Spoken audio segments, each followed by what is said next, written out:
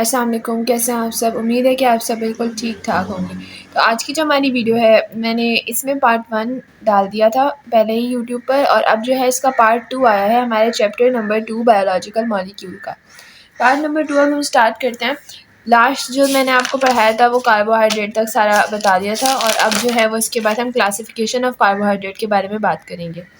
Carbohydrates molecules are also called saccharides. Carbohydrate के जो molecules होते हैं, जो भी कार्बोहाइड्रेट के हमारे पास मॉलिक्यूल है, उनको हम सैकराइड्स भी कहते हैं। Saccharides are classified into 3 groups. जो हमारे पास सैकराइड्स हैं वो 3 ग्रुप्स में क्लासिफाइड होते हैं, या फिर हम कह सकते हैं कि हमारे पास जो कार्बोहाइड्रेट का मॉलिक्यूल है वो 3 ग्रुप्स में क्लासिफाइड होगा। Monosaccharide, oligosaccharide, polysaccharide. ये 3 ग्रुप्स हैं कार्बोहाइड्रेट के मॉलिक्यूल के। सबसे पहले हम बात करेंगे मोनोसैकराइड की। अब मोनोसैकराइड में क्या है कि the group of carbohydrate molecule which contain only 1 sugar molecule, they can not hydrolysis. यानी कि वो ग्रुप कार्बोहाइड्रेट के मॉलिक्यूल का जो कि सिर्फ एक शुगर अपने अंदर जो है कंटेन करता है, उसके अंदर एक से ज़्यादा शुगर नहीं हो, वो मोनोसैकराइड हो और वो हाइड्रोलाइज ना हो सके। हाइड्रोलाइज का मतलब एक पॉलीमर पानी जो है उसको डल के उसको तोड़ के 2 मोनोमर में तोड़ता है, यानी वो मोर टूट ना सके, वो ऐसा एक जो है वो सब्सटेंस हो जो मज़ीद मोनोमर्स में ना टूट सके, उसको हम कहते हैं मोनोसैकराइड। इसका एम्पेरिकल फार्मूला है CnH2NO। इस चीज़ को आपने याद रखना है। उम्मीद है कि आपको कार्बोहाइड्रेट का जो लास्ट वीडियो में अगर आपने नहीं देखी तो आप उसको जाकर पहले देखें, उसमें मैंने जो है वो कार्बोहाइड्रेट का भी एम्पेरिकल फार्मूला जो है वो आपको बताया। मोनोसैकराइड का है CnH2n0, ठीक है। They are further hydrolyse on the basis of carbon atoms. ये फर्दर हाइड्रोलाइज हो सकते हैं लेकिन सिर्फ बेसिस ऑफ कार्बन एटम पर, वरना ये हाइड्रोलाइज नहीं हो सकते। अब बेसिस ऑफ कार्बन एटम पर हाइड्रोलाइज हो सकते हैं, इसका क्या मतलब है, तो अब हम वो समझते हैं। जैसे हमारे पास यहाँ पर बेसिस ऑफ हाइड्रोलाइजेशन जो हमारे पास हुई हुई है वो कार्बन एटम्स की बेसिस पर हुई हुई है। तो अब कार्बन एटम की बेसिस पर किस तरह हुई हुई है, जैसे ये कार्बन 3 है, ये कार्बन 4, कार्बन 5, कार्बन 6, कार्बन 7 तक जो है ना, मैंने आपको एग्जांपल देकर समझाना है। अब अगर हम बात करते हैं कार्बन नंबर 3 की, तो उसको हम ट्रायोस कहेंगे, कार्बन नंबर 4 को टेट्रोस, कार्बन नंबर 5 को पेंटोस, कार्बन नंबर 6 को हेक्सोस और कार्बन नंबर 7 को हेप्टोस कहेंगे। जिस तरीके से यहाँ पे इसका एम्पेरिकल फार्मूला देखा था कि CnH2nO, ये था इसका एम्पेरिकल फार्मूला, यानी कि H के साथ जो भी N की वैल्यू होगी वो डबल हो जाएगी। अगर आप इस फार्मूले को देखें, CnH2n है, यानी कि N के साथ जो भी वैल्यू होगी, H के साथ जो भी N की वैल्यू होगी वो डबल हो जाएगी। तो अगर हम बात करते हैं 3 की, तो C3H6 हो जाएगा, क्योंकि 3 2 6 और O3। इसी तरीके से C4H8O4। तो ये हमने जो है ना वो सारे हेप्टोस तक फार्मूला लिख लिए हैं, लेकिन इसको आप मज़ीद हाइड्रोलाइज कर सकते हैं। कार्बन एटम्स की मज़ीद जो है वो आप तादाद बढ़ाकर कार्बन एटम के फर्दर इसको आप हाइड्रोलाइज जो है वो कर सकते हैं। अब जैसे अगर हम ट्रायोस की बात करते हैं, तो ये जो फार्मूला है वो फार्मूला है ग्लाइसरोस का। ये फार्मूला ग्लाइसरोस का है। इसको मैं थोड़ा सा करीब कर देती हूँ ताकि आप लोगों को सही से नज़र आ जाए। ये फार्मूला हमारे पास ग्लाइसरोस का है, और ये किससे बना है, ग्लाइसिरल्डिहाइड से, ठीक है। और dihydroxy acetone produce during respiration, ये सब चीज़ें भी इससे बन सकती हैं। और उसको क्या कहा जाता है, प्रोड्यूस ड्यूरिंग रेस्पिरेशन, यानी कि जब रेस्पायर करते है कोई भी चीज़ तो उसके नतीजे में ये प्रोड्यूस होता है। अच्छा, अगर हम इसकी बात करते हैं, ये फार्मूला इसको हम इथायरोस या फिर एक्सीथायरोलोज भी कह सकते हैं, और ये रेयर इन नेचर है, यानी कि नेचर में नहीं पाया जाता है। लेक्चर को आपने बहुत ध्यान से सुनना है, क्योंकि इसमें से और भी जो है ना आखिर में आपसे सवाल पूछे जाएंगे। तो जिस बच्चे ने लेक्चर ध्यान से सुना होगा वो फर्स्ट रॉ में कमेंट में आंसर करेगा। तो हम बात करते हैं पेंटोस C5 की। इसमें हम ये जो फार्मूला है ये राइबोस का है या फिर राइब्यूलोज, और from basic skeleton of nucleic acid, यानी कि न्यूक्लिक एसिड के बेसिक स्ट्रक्चर, बेसिक जिनका स्केलेटन है न्यूक्लिक एसिड का, उसमें से ये निकाला गया। फिर बात करते हैं हेक्सोस की। ये ग्लूकोज, फ्रक्टोज या फिर गैलेक्टोज, ये जो हमारे पास शुगर है, ये फार्मूला इनका है, etcetera. Most important sugar from biological point of view, ये जो है ये मोस्ट इंपॉर्टेंट शुगर है बायोलॉजिकल पॉइंट ऑफ व्यू से, मोस्ट इंपॉर्टेंट शुगर। अब एमडी करना आपसे इस तरह के कुछ भी क्वेश्चन पूछ सकते हैं कि मोस्ट रेयर इन नेचर आप बताएं मोनोसेक्राइड कौन सा है, या फिर मोस्ट जो है वो इम्पॉर्टेंट शुगर कौन सी है मोनोसेक्राइड में, या फिर जो रेस्पिरेशन के दौरान प्रोड्यूस होता है वो कौन सा मोनोसेक्राइड है। फिर उसके बाद हमारे पास हेप्टोस है, इसको हम कहते हैं ग्लूकोहेप्टोस, इसको भी आपने याद रखना है। अच्छा, अब मैं आपको कुछ बात बताती हूँ ग्लूकोज और फ्रक्टोज के बारे में। अच्छा, ग्लूकोज जो हमारे पास है ये ड्राई फ्रूट है, स्वीट कॉर्न और हनी। ग्लूकोज ऐसा जो है शुगर है जो कि हमारे पास ऐसे फ्रूट में आती है जो जैसे कि स्वीट कॉर्न होता है हमारे पास, या फिर हनी जो होता है, उस सब तरह की चीज़ों में जो है वो ग्लूकोज पाया जाता है। और अगर हम बात करते हैं फ्रक्टोज की, तो ये हर तरह के फ्रूट में प्रेजेंट होता है, present in food also called fruit sugar. Fructose को फ्रूट शुगर भी कहा जाता है। ठीक है, अब हम बात करते हैं hexose are further classified into. ये जो हमारे पास हेक्सोज है 6 नंबर वाला, ये फर्दर दो जो है ब्रांचेस में, दो जो है फर्दर ग्रुप्स में क्लासिफाइड होता है। एक एल्डो हेक्सोज आइसोमर और एक कीटो हेक्सोज आइसोमर। अगर हम एल्डो हेक्सोज आइसोमर की बात करें तो इसकी एग्जांपल है ग्लूकोज, ग्लैक्टोज और मनोज। ठीक है, अब ग्लूकोज और ग्लैक्टोज और जो है फर्दर हमारे पास दूसरा हमारे पास कीटो हेक्सोज आइसोमर, इसकी एग्जांपल फ्रक्टोज, सोर्बोस, पिसिकोस। ठीक है, इसको आपने जो है ना वो बस अच्छे से जहन में बिठा लेना है।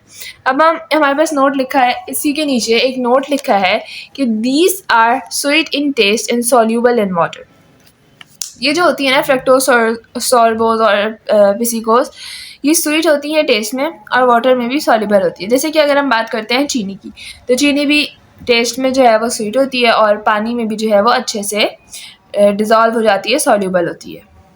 अब हम बात करते हैं ओलिगोसैक्राइड की। ओलिगोसैक्राइड्स क्या होते हैं? They are made up of 2 to 10 monosaccharides. Oligosaccharides ऐसी फॉर्म है जिसमें हमारे पास जो है 2 to 10 जो है वो मोनोसैक्राइड्स होते हैं। 2 से 10 तक के दरमियान के जितने ही मोनोसैक्राइड्स हैं, अगर उनको देखा जाए तो वो ओलिगोसैक्राइड्स कहलाएंगे। Comparatively less sweet in taste और less soluble in water. Comparatively oligosaccharide polysaccharide के और मोनोसैक्राइड के क्या होते हैं? ओलिगोसैक्राइड कंपैरेटिवली लेस स्वीट होते हैं, कम स्वीटर होते हैं in taste, less soluble in water और कम ही सॉल्युबल होते हैं वाटर के। जैसे कि हमने अभी पढ़ा कि मोनोसैक्राइड जो होते हैं वो पानी में भी अच्छे से घुल जाते हैं और वो टेस्ट में भी बहुत स्वीटर होता है। लेकिन अगर हम बात करते हैं ओलिगोसैक्राइड की, तो वो लेस सॉल्युबल इन वाटर होते हैं और लेस ही स्वीट होते हैं।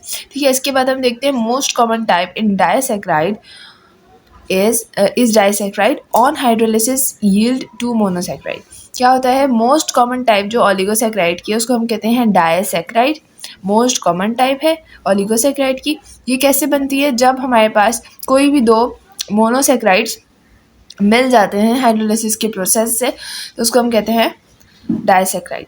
Covalent bond between monosaccharides is called glycosidic linkage. जो हमारे पास दो मोनोसैक्राइड के बीच में, 2 या फिर 2 से 10 तक की तादाद में मोनोसैक्राइड्स हमारे पास हैं, उन मोनोसैक्राइड्स के बीच में जो भी कोवेलेंट बॉन्ड है उसको हम कहते हैं ग्लाइकोसिडिक लिंकेज। इसकी एग्जांपल हमारे पास सक्रोज है। सक्रोज एक जो है हमारे पास ओलिगोसैक्राइड है फॉर एग्जांपल, और ये फ्रक्टोज और ग्लूकोज हैं जो कि हमारे पास मोनोसैक्राइड्स हैं।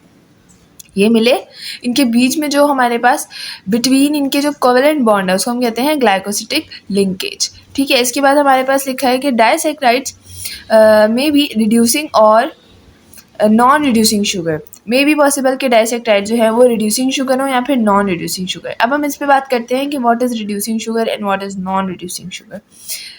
रिड्यूसिंग शुगर की बात करें तो any carbohydrate which is capable of being oxidized and cause the reduction of other substance without hydrolysis. It is due to presence of free aldehyde or free ketone group. कोई भी ऐसा carbohydrate, any carbohydrate which is capable of being oxidise, जो कि oxidise हो सके and cause the reduction of the other substance, और जो दूसरे हमारे पास सब्सटेंस है उनकी रिडक्शन कर सके। किस तरीके से? हाइड्रोलिसिस के प्रोसेस से। ठीक है, हाइड्रोलिसिस के प्रोसेस से हमारे पास वो रिडक्शन कर सके। It is due to the presence of free aldehyde. और ये रिड्यूसिंग शुगर होता क्यों है? ये जो रिड्यूसिंग शुगर का हमारे पास प्रोसेस है, यानी कि कोई भी कार्बोहाइड्रेट जो कि केपेबल है ऑक्सीडाइज होने के, और इसके बाद वो रिडक्शन करवाता है दूसरे सब्सटेंस की हाइड्रोलाइसिस के थ्रू, ये सब होता है due to presence of free aldehyde और कीटोन ग्रुप। रिड्यूसिंग शुगर की हमारे पास जो एग्जांपल है वो है माल्टोज और लैक्टोज। ठीक है, इसके बाद हम बात करते हैं नॉन रिड्यूसिंग शुगर की। What is non reducing sugar? The non reducing sugar are carbohydrates. ये भी कार्बोहाइड्रेट्स हैं which are unable to be oxidise and do not reduce other substance.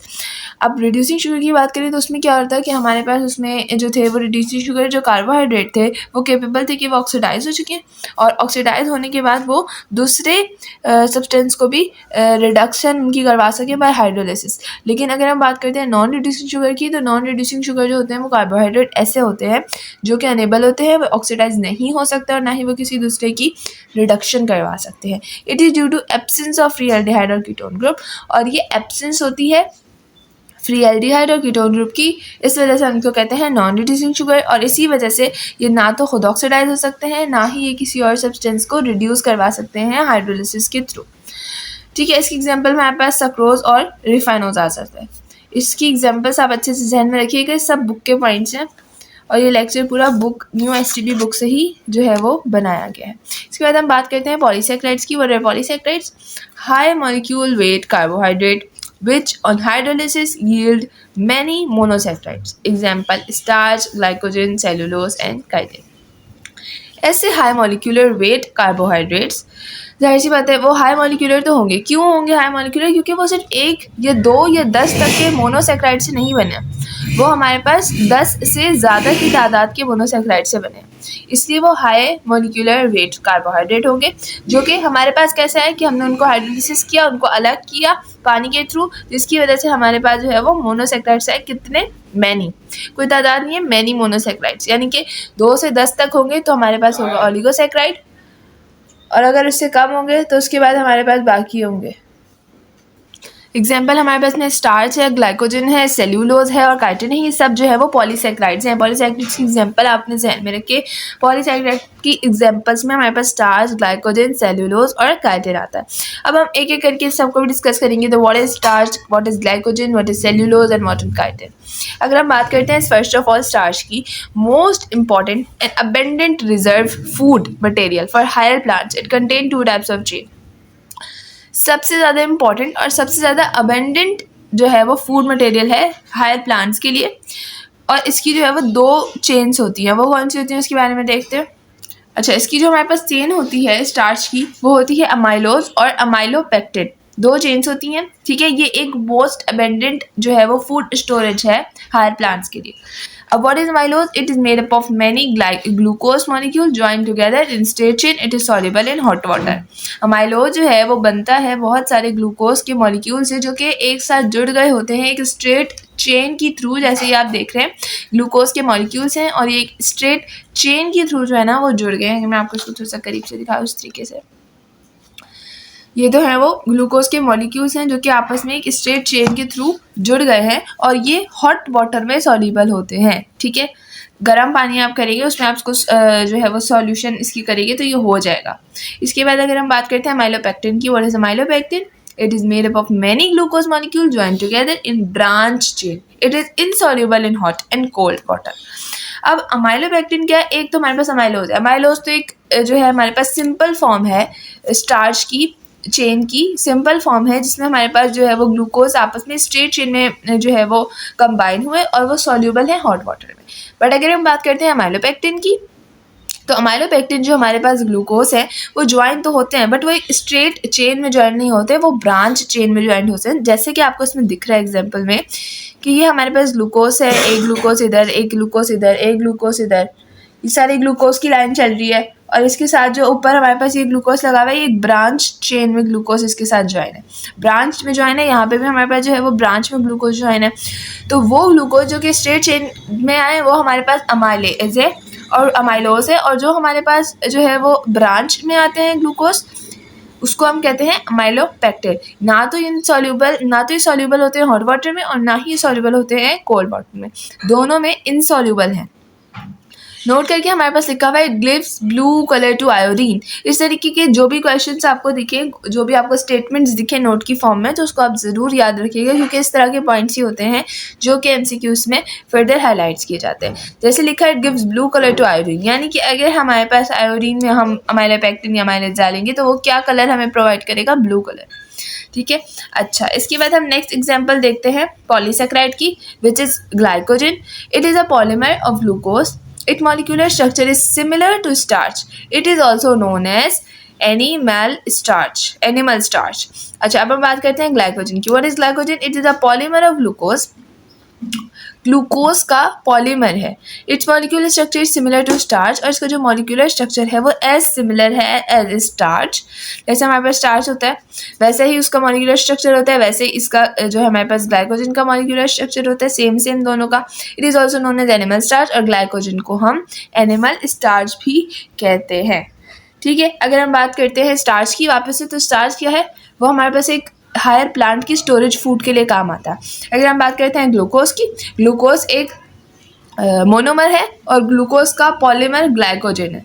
ठीक है, इस बात को अपने ध्यान में रखिएगा। अभी हम ग्लाइकोजन के कुछ पॉइंट्स आगे से जो है वो डिस्कस करते हैं। It is mainly found in bacteria and fungi. In animals, abundantly found in liver and muscles. Mainly जो है वो बैक्टीरिया और फंजाई में पाए जाते हैं ग्लाइकोजन, और in animal abundantly found in liver and muscles. और एनिमल्स में ये abundantly पाए जाते हैं, बहुत ज़्यादा जो है वो तादाद में पाए जाते हैं लिवर के अंदर और मसल्स के अंदर। नोट में लिखा है it gives red colour with iodine. यानी कि अगर हम बात करते हैं ग्लाइकोजन की, यानी कि ग्लूकोज का पॉलीमर, ग्लूकोज का देखो ये हमारे पास एक ग्लूकोज है ना, सिंगल ग्लूकोज है, इसको हम आयोडीन में डालेंगे ना तो ये ब्लू कलर जो है वो शो करेगा। और अगर हमारे पास है ग्लाइकोजन, ठीक है, ग्लाइकोजन हमारे पास क्या है? इस ग्लूकोज का पॉलीमर है, ग्लूकोज मोनोमर है और ये इसका पॉलीमर है ग्लाइकोजन। ठीक है, अगर ग्लाइकोजन को हम जो है वो आयोडीन में डालेंगे तो ये हमें रेड कलर शो करेगा। ठीक है, इस तरह की जो भी चीज़ें उसको आपने अपने जहन में रखना है। फिर हम बात करते हैं सेल्यूलोज की, जो कि हमारे पास स्टार्च की थर्ड एग्जाम्पल है। It is also a polymer of glucose. ये भी ग्लूकोज का पॉलीमर है, यानी कि बहुत सारे ग्लूकोज को आप मिलाएंगे तो सेल्यूलोज भी बनता है, और बहुत सारे ग्लूकोज को मिलाएंगे तो वो ग्लाइकोजन भी बनता है। दोनों जो है वो पॉलीमर हैं ग्लूकोज के। Most abundant carbohydrate found in nature. अगर बात की जाए what is the most abundant carbohydrate in nature, nature की बात करें तो cellulose is the most abundant carbohydrate in nature. अगर बात की जाए कि most abundant carbohydrate in animals, तो उसको हम जो है वो ग्लाइकोजन का नाम देंगे, और ग्लाइकोजन को हम एनिमल स्टार्च भी कहते हैं। ठीक है, फिर बात होती है it is insoluble in water. पानी में इनसॉल्युबल होता है, सॉल्युबल नहीं होता है, नहीं जो है वो घुलता सही से। It is not digested in human body, ना ही ये ह्यूमन बॉडी के अंदर डाइजेस्ट होता है। अगर आपने अपनी खुराक में सेल्यूलोज कंज्यूम कर लिया है तो वो आपकी बॉडी में डाइजेस्ट नहीं होगा। Glucose units are joined in straight chain and no branch chain present in it. इसमें क्या होता है? इसमें भी सेम एज अमाइलेज ही होता है कि ग्लूकोज जो है वो ज्वाइन हो जाते हैं इन स्ट्रेट चेन और कोई भी ब्रांच प्रेजेंट नहीं होती। Straight chain become spirally coiled and condensed to form tubes. These tubes of cellulose form cell wall of plant cell. अब अमाइलोज अगर बात करें हम, अमाइलोज में क्या होता था हमारे पास कि स्ट्रेट चेन वो जो है ग्लूकोज की बन जाती थी। ठीक है, अगर मैं आपको इसमें थोड़ा सा पेपर से समझाने की कोशिश करती हूँ कि हमारे पास क्या होता था।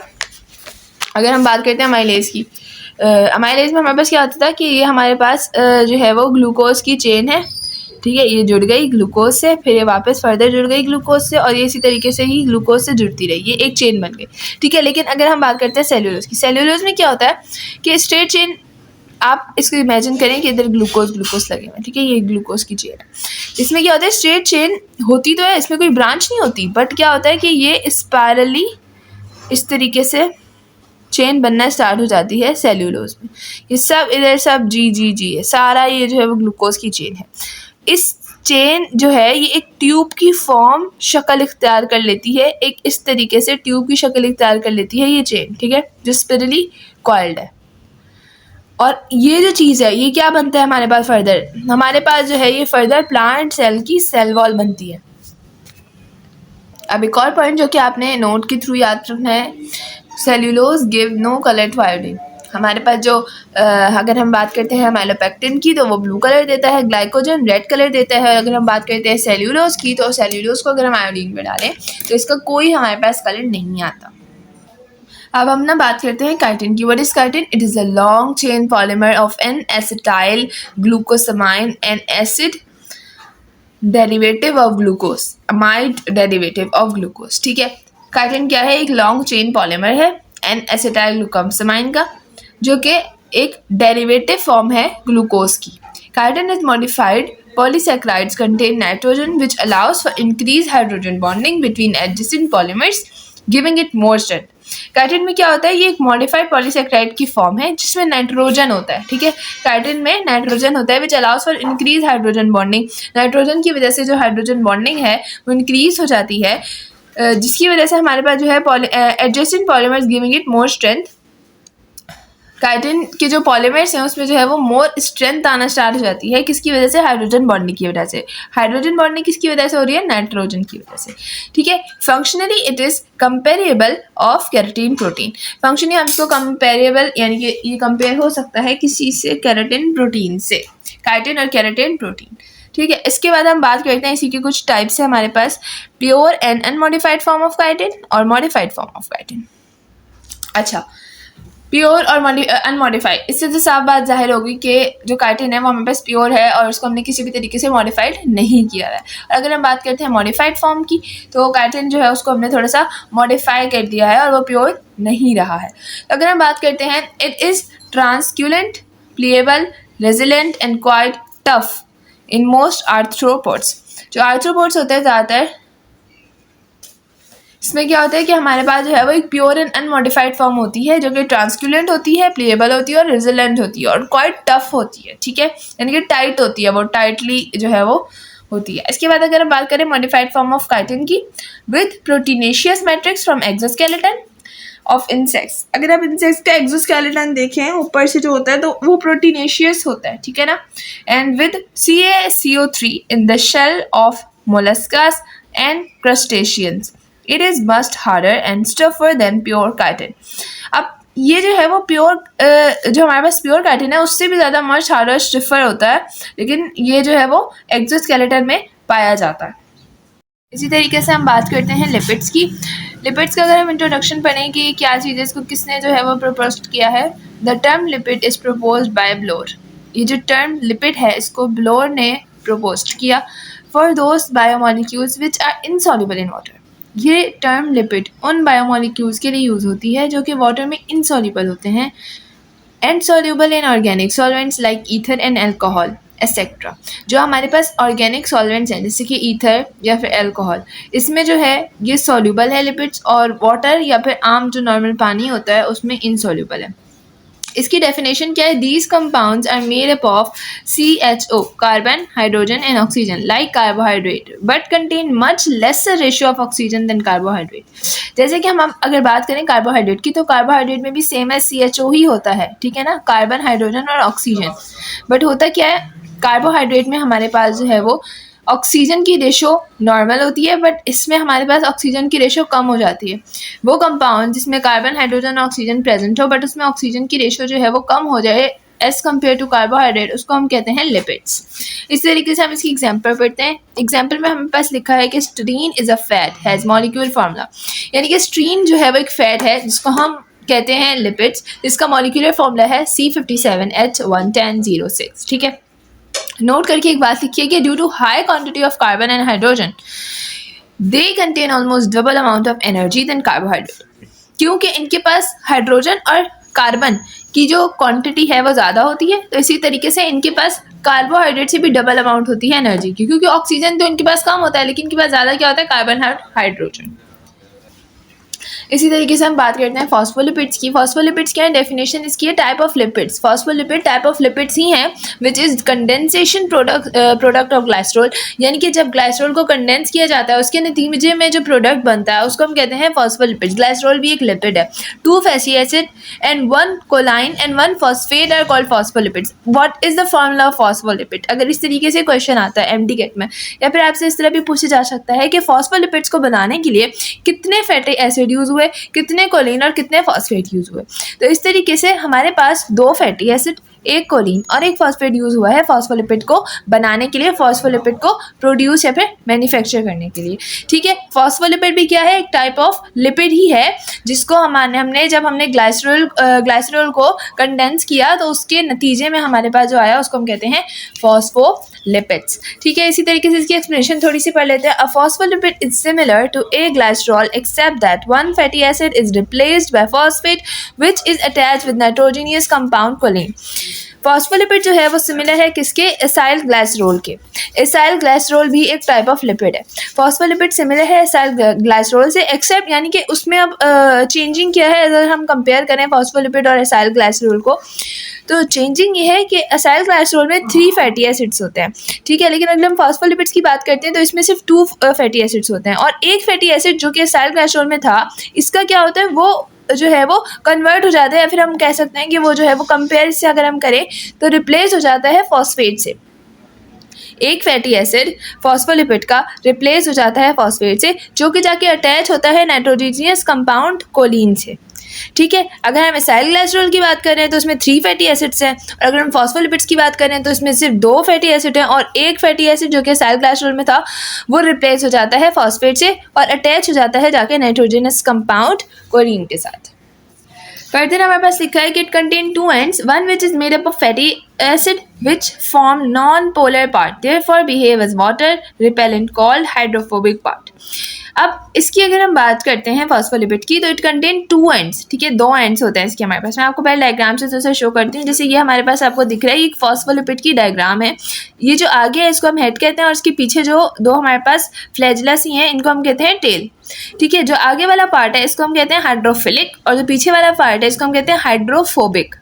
ठीक है, अब इसके बारे में हम पढ़ते हैं। इट कंटेन 2 एंड्स, इसके 2 एंड्स होते हैं। One which is made up of fatty acid which form non polar part, therefore behave as water repellent called hydrophobic part. ये जो पार्ट है हाइड्रोफोबिक पार्ट, ये फैटी एसिड से बनता है। ठीक है, ये क्या करता है, नॉन पोलर पार्ट करता है, यानी कि नॉन पोलर पार्ट बनाता है फॉस्फोलिपिड्स का, और ये वाटर रिपेलेंट होता है। हाइड्रोफोबिक से ही पता चल रहा है, फोबिक यानी कि पानी से दूर जाने वाला, पानी को रिपेल करने वाला। तो हाइड्रोफोबिक जो ये जो पार्ट है ये हाइड्रोफोबिक होता है, फॉस्फोलिपिड का फैटी एसिड से बनता है और नॉन पोलर पार्ट होता है। अगर हम इसी तरीके से बात करते हैं इस वाले पार्ट की, जो कि हमारे पास हाइड्रोफिलिक है, तो phosphate and कोलाइन form another and. ये जो अनदर एंड है ये फॉस्फेट और कोलाइन से बना है। ये किससे बना है? फैटी एसिड से। विच फॉर्म पोलर पार्ट, और ये पार्ट कौन सा है? पोलर है। Therefore attract water molecule. ये क्या करता है? पोलर है, तो इसी वजह से वाटर मॉलिक्यूल को अपनी तरफ अट्रैक्ट करता है। So behave as water loving hydrophilic, इसलिए इसको कहा जाता है वाटर लविंग हाइड्रोफिलिक। इसको कहा जाता है वाटर रिपेलेंट, इसको कहा जाता है वाटर लविंग। ये हाइड्रोफिलिक है, ये हाइड्रोफोबिक है। ये फैटी एसिड से बना है ये वाला पार्ट। ये वाला पार्ट किससे बना है? हमारे पास फॉस्फेट और कोलाइन से। ये वाला जो पार्ट है ये नॉन पोलर है, और ये वाला जो पार्ट है वो पोलर है। इसके हम थोड़े से फंक्शन पढ़ लेते हैं। तो इसमें फंक्शन में हमारे पास लिखा है कि phospholipids are present in all living cells and form membrane. Phospholipid जो होता है वो तमाम लिविंग सेल्स में प्रेजेंट होता है और क्या बनाता है? लिविंग सेल की मेम्ब्रेन को फॉर्म करता है। They are related to vital functions such as regulation of cell permeability and transport process. अब वाइटल फंक्शन कौन से फंक्शंस होते हैं? वाइटल फंक्शंस वो सारे फंक्शंस होते हैं जो आपकी बॉडी के लिए बहुत वाइटल है, बहुत ज़रूरी हैं, वो सारे फंक्शंस कहलाते हैं vital functions. They are related to vital functions. Phospholipid जो है वो वायरल फंक्शन से रिलेटेड है, such as regulation of cell permeability. Cell की जो परमिबिलिटी है, यानी कि सेल के अंदर चीज़ का आना और किसी भी मॉलिक्यूल का सेल के अंदर से बाहर जाना, इसको हम कहेंगे परमिबिलिटी। सेल की जो परमिबिलिटी है उसको रेगुलेट करता है। एंड ट्रांसपोर्ट प्रोसेस, यानी कि जो भी हमारे पास ट्रांसपोर्ट प्रोसेस है हमारे बॉडी के अंदर, उसको भी रेगुलेट करता है। इस तरीके से इसकी तीसरी प्रॉपर्टी है, property of cell membrane depends on it phospholipid component. यानी कि किसी भी सेल मेम्ब्रेन की जो मेम्ब्रेन है हमारे पास सेल की, उसकी जो भी हमारे पास प्रॉपर्टी है वो किस पे डिपेंड करती है? उसके फॉस्फोलिपिड कंपोनेंट पे। जैसे उसको फॉस्फोलिपिड कंपोनेंट होगा उसी तरीके से ही जो है वो सेल मेम्ब्रेन की सारी प्रॉपर्टी होगी। ठीक है, इसके बाद हम नेक्स्ट टॉपिक पे आते हैं जो कि हमारे पास है waxes. Definition: they are esters of long chain monoalcohol and long chain fatty acid. What are waxes? Wax जो होता है ये एक ईस्टर है लॉन्ग चेन का, मोनो अल्कोहल होता है and long chain fatty acid. एक लॉन्ग चेन फैटी एसिड होता है, यानी फैटी एसिड्स की बहुत लंबी सी चेन होती है। इसकी प्रॉपर्टीज़ क्या है? These are simple lipids and found as protective coating on stem, stalk, leaves, petal, fruit, skin, animal skin, fur and feather etcetera. इसकी प्रॉपर्टी क्या है? दीज आर सिंपल लिपिड्स, ये बहुत ज़्यादा सिंपल लिपिड्स होते हैं and found as protective coating. कहाँ पाए जाते हैं? ये पाए जाते हैं एज अ प्रोटेक्टिव कोटिंग। किसके ऊपर? स्टीम के ऊपर। जो भी हमारे पास जो है वो पत्तों की जो भी शाख होती है उसके ऊपर, लीव्स के ऊपर जो हमारे पास पत्ते होते हैं, पेटल्स जो हमारे पास पेटल्स होते हैं फ्लावर्स के, फ्रूट की स्किन, कोई भी आपके पास फ्रूट है ना उसकी स्किन पे आपको एक हल्की सी शाइन महसूस होती है, वो वैक्सेस के थ्रू ही होती है। एनिमल स्किन के ऊपर भी आपको एक शाइन सी महसूस होती है। और इसी तरीके से फर एंड फेदर एक्सेट्रा, फर या फिर फेदर जो भी है उनके ऊपर एक हल्की सी प्रोटेक्टिव कोटिंग होती है जिसको हम कहते हैं वैक्सेस, जो कि एक सिंपल लिपिड्स की टाइप है। और ये हमारे पास होता क्या है? ईस्टर होती है लॉन्ग चेन मोनो अल्कोहल की और लॉन्ग चेन फैटी एसिड होता है। इसके बाद हमारे पास के जो है वो सेकंड प्रॉपर्टी देखते हैं। These are water repellent and non reactant due to its non polar nature. ये क्या होता है? वाटर रिपेलेंट होता है, यानी कि वाटर से दूर भागता है। एंड नॉन रिएक्टेंट, ना ही ये किसी चीज़ के साथ रिएक्ट करते हैं। Due to its non polar nature, क्यों? क्योंकि इनकी नेचर कैसी है? नॉन पोलर है। नॉन पोलर नेचर है तो वो वाटर को रिपेल करेगा। जैसे हमने इसमें पीछे पढ़ा था कि इसमें हमारे पास जो टेल होती है फॉस्फोलिपिड की, ये नॉन पोलर होती है ना, हाइड्रोफोबिक, तो ये क्या करती है? पानी को रिपेल करती है। ठीक है, सेम इसी तरीके से वैक्स की प्रॉपर्टी है। वैक्स भी नॉन पोलर है तो ये भी क्या करेगा? पानी को रिपेल करेगा। They are chemically inert and resistant to atmospheric oxidation. Chemically inert होते हैं and resist to atmospheric oxidation, atmospheric oxidation को रेजिस्ट भी करते हैं। अब टाइप ऑफ वैक्सेस में हमारे पास दो वैक्सेस आती है, बहुत ज़्यादा इंपॉर्टेंट पॉइंट है, इसको जहन में रखिएगा। टाइप ऑफ वैक्सेस में हमारे पास आती है नेचुरल वैक्स और सिंथेटिक वैक्स। नेचुरल वैक्स जो हम खुद बनाएं, सिंथेटिक जो कि हम किसी भी चीज़ से ड्राइव्ड करें। तो नेचुरल वैक्स जो होती है वो बीस वैक्स होती है and cutin from cuticle of leaves. ये कहाँ से हम पाई जाती है? क्यूटिकल ऑफ लीव्स से या फिर क्यूटिन से। जो हमारे पास लीव्स के ऊपर एक आपने देखा होगा पतली सी कोटिंग होगी, उसको हम कहते हैं नेचुरल वैक्स, या फिर हम उसको कह सकते हैं बीस वैक्स। इसी तरीके से जो हमारे पास सिंथेटिक वैक्स होती है जो हम खुद बनाते हैं, ड्राइव फ्रॉम पेट्रोलियम और पॉलीथिलीन। वो किधर से ड्राइव होते हैं? या तो पेट्रोलियम से हम उसको बनाते हैं केमिकली चेंज करके, या फिर पॉलीथीन से बनाते हैं। अच्छा, अगर हम बात करते हैं यूजेस की, वैक्स की यूजेस क्या है? Waxes are of considerable commercial important because they act as superior machine lubricant. किसी भी मशीन को लुब्रिकेंट के लिए जो यूज़ होता है, किसी मशीन के लुब्रिकेंट्स के लिए जो यूज़ होता है, ऑयल फॉर एग्जांपल, तो उसको हम वैक्स कहते हैं। Sperm whales were the principal source of wax, और जो स्पर्म वेल्स होता है वो सबसे ज़्यादा प्रिंसिपल सोर्स होता है वैक्स का। ठीक है, अच्छा, इसके बाद कुछ की पॉइंट्स इस लेक्चर के, इसका आंसर आप कमेंट में ज़रूर दीजिएगा ताकि मुझे अंदाज़ा हो कि आपको ये लेक्चर कितना समझ आया है। Water repellent end of phospholipid is called, water repellent and जो होता है फॉस्फोलिपिड का उसको क्या कहा जाता है? Water attractive end of phospholipid is called, water attractive and जो होता है फॉस्फोलिपिड का उसको क्या कहा जाता है? Property of cell membrane depends on, cell membrane की प्रॉपर्टी किस पर डिपेंड करती है? Bee wax is an example of, bee wax जो है वो किसकी एग्जाम्पल है? कौन सी वैक्स की एग्जाम्पल थी bee wax? Synthetic waves are derived from, synthetic wave जो होती है वो किस चीज़ से ड्राइव की जाती है? वो दो चीज़ें थी जिससे सिंथेटिक वेव ड्राइव हो रही थी। Sperm whales are principal source of, sperm whales जो होते हैं वो किस चीज़ की प्रिंसिपल सोर्स होते हैं? अभी ये चीज़ मैंने आपको पढ़ाई है। तो उम्मीद है कि आपको ये लेक्चर पसंद आया होगा। इसका थर्ड पार्ट भी अपलोड होगा, फोर्थ भी अपलोड होगा, तो उसको आप लाजमी देखिएगा। अपनी पूरी लेक्चर वीडियो को लाजमी एंड तक देखिएगा और जाने से पहले वीडियो को लाइक करें, चैनल को सब्सक्राइब करें।